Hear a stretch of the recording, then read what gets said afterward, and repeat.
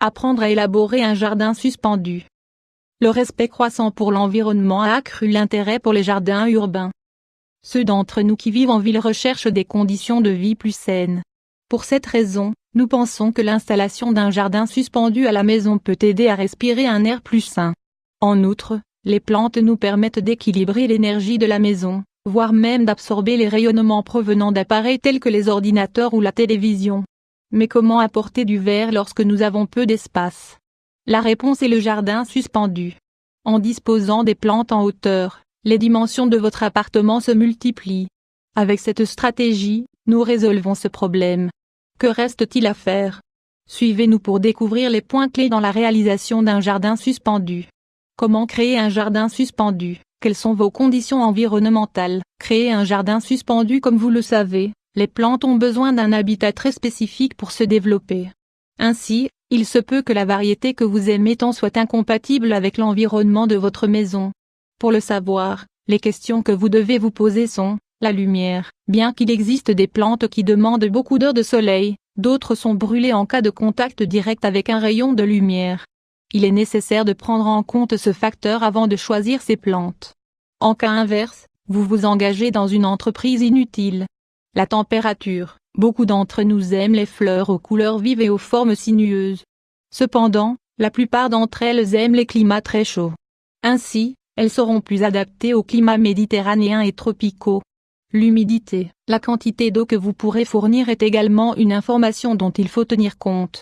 Il est intéressant de penser non seulement à la fréquence d'irrigation, mais de connaître aussi sa limite du point de vue économique. De combien de temps disposez-vous? Organiser son emploi du temps. Le temps est impératif. La capacité de temps qu'une personne qui travaille à la maison aura pour s'occuper d'un jardin suspendu est différente de celle d'une personne dehors toute la journée. Toutes les plantes ont besoin de soins et d'attention, mais certaines plus que d'autres.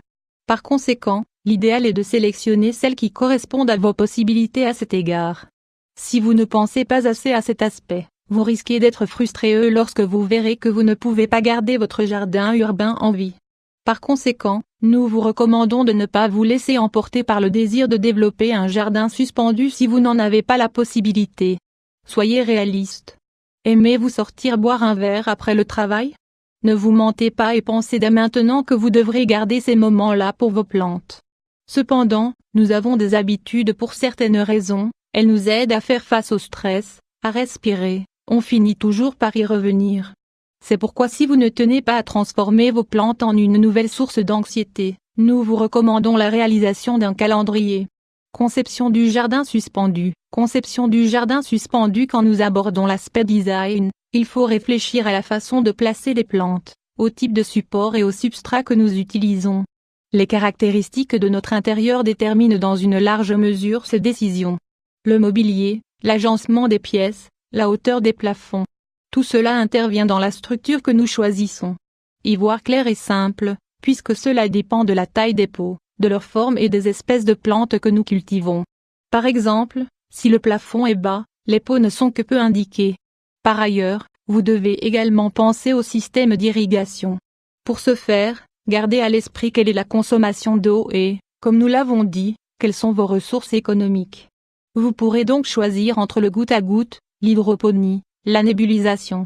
Pour connaître votre type d'arrosage, il faut également faire attention au type de substrat utilisé. Sa perméabilité nous indiquera la quantité d'eau dont nous aurons besoin. Il ne fait aucun doute que le jardinage est un passe-temps merveilleux et surtout durable. Cependant, il peut être source de déception si vous n'y réfléchissez pas dès le début. Cela nous aidera à prendre de meilleures décisions et, par conséquent, à réussir dans cette aventure. Si vous suivez les conseils que nous vous avons donnés, le résultat suivra certainement. Cependant, en cas de questions ou de préoccupations, n'hésitez pas à nous interroger.